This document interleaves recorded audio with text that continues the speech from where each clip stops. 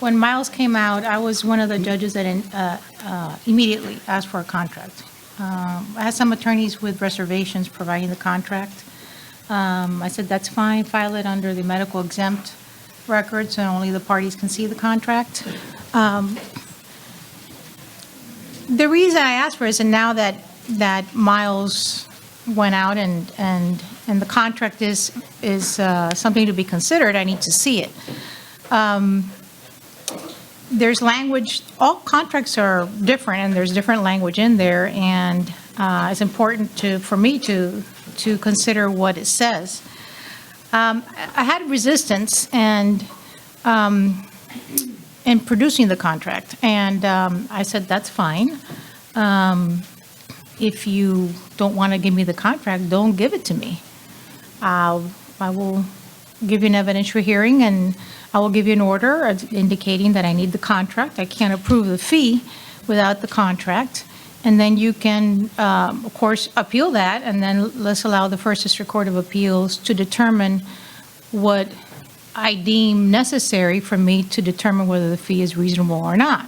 Because remember, while you can contract Miles, pursuant to Miles, you can contract with your client. This is the claimant paid fee pursuant to the contract, which is not necessarily a statutory fee.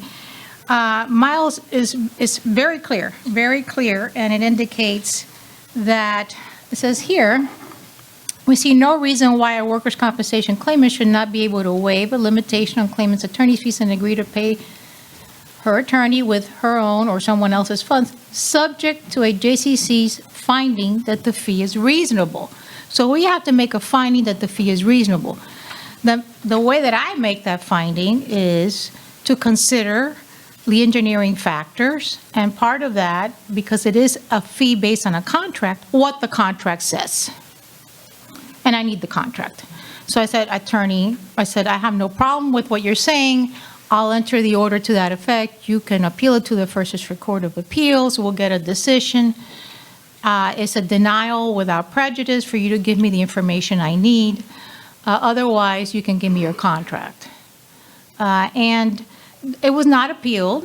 The contract was provided to me. The contract was consistent with what the fee thought, so there was no issue. It was just a challenge. And there's a lot of challenges to the judges, what we're requiring, and what we require may be different depending on what the case and what the fee entails. Was there an EC paid fee? Does a contract indicate that if the EC pays a fee, that then the claimant doesn't have to pay the fee or pays a reduced fee? All these fact scenarios go into these cases, and the contracts vary. So it's important that I have all the information to make certain that the fee is reasonable, and that's my ultimate goal, is to make sure that the fee is reasonable, that the claimant understands what he or she is paying. Anything to add? I agree with what Judge Medina-Shore said. The contract is critical, and thus we see, and not only do I want to see the date, the first thing I do when I get one of these miles fees issues is I'm looking at the date of the accident and the case number, and what has happened more than once is where I see an accident date that was pre-June 2016, or when I think is when Miles came out, accident date of 2015, 2014, case number that's 15-such and such, but I've got a Miles fee contract, and so not only am I looking at what that contract says, I want to see when it's dated and why do I have a 15 case number or a 15 date of accident, but I have a claim seeking a Miles fee. And invariably in those situations, I'm going to have a hearing, because not only do I want to know how this contract came about, where was the prior contract that presumably existed that gave that attorney the authority to act and the reason to act before that period of time.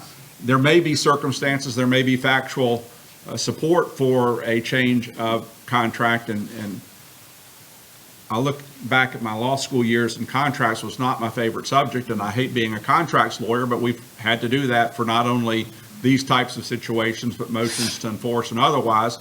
But I have to look back and say, why you had this case, you took this case on, you took it on what was then the appropriate statutory fee. What gave you the authority to midstream change fee and now seek 25%? And unless there is justification or good cause for that, I'm not going to approve a miles fee under those circumstances. So I need to see the contract, I need to see when it was signed, and exactly what it provides for in terms of the fee that allows the attorney. Now, I agree with what they're saying, and it's important to have the fee and the waiver, and it's important that they be signed at the same time, or else you need additional consideration, which is just what Judge Humphries says.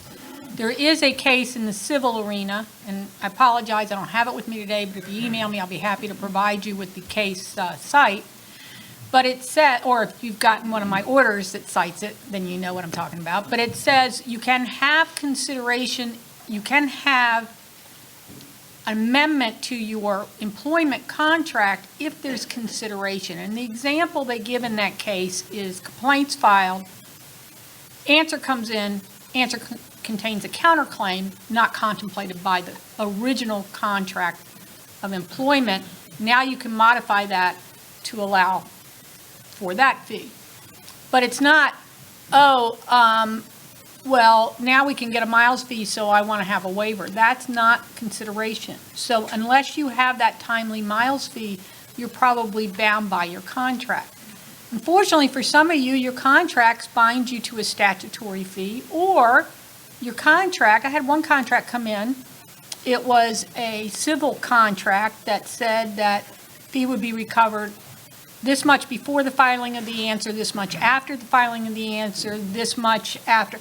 And I denied a fee because the rules on the bar rules on fees very clearly state that you have to tell your client exactly what triggers which percentage of the fee.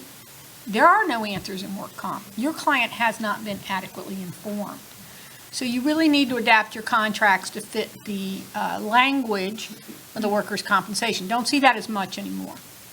My personal favorite was not one of my cases. It was a case that Judge Pitts had. In that case, the attorney kept insisting he needed to have his fee looked at. It was with another judge. That judge was out, so the secretary asked Judge Pitts to handle it. Judge Pitts looked at the contract. Contract said, I will never take a fee from a claimant. Never. Well, guess who pays the fee on a settlement? It's not the employer carrier, it's claimant. He denied the fee. Attorney got nothing. So you're going to live and die by that contract, okay? So make sure your contract is very clear, that it's very clear for your client.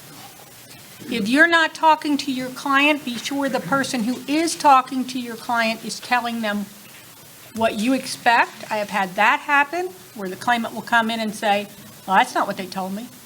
And the attorney said, well, that's what I told them to tell you. Well, what you told them to tell the person and what that person actually told the person may be two different things, and you may lose your fee. So you need to be really careful about that.